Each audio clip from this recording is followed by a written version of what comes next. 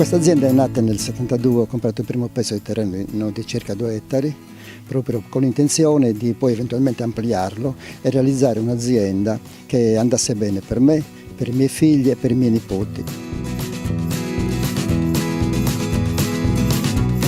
L'azienda Madeddu ha una superficie di 6 ettari, ubicata nel territorio di Bosa, nell'area di Piano e Murtas.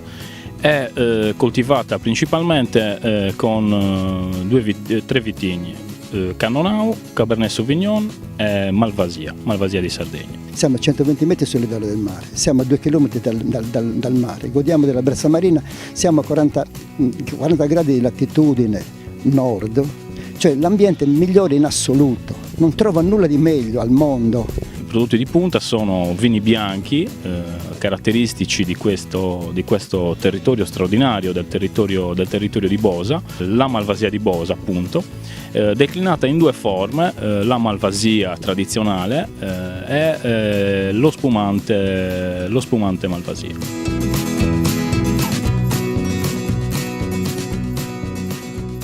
La caratteristica principale di questa cantina è l'idea di creare dei vini che siano espressione di questo territorio straordinario in cui l'azienda ha la fortuna di operare, e questo fatto si esprime nella qualità di questi vini, che hanno profumi e aromi unici e irripetibili.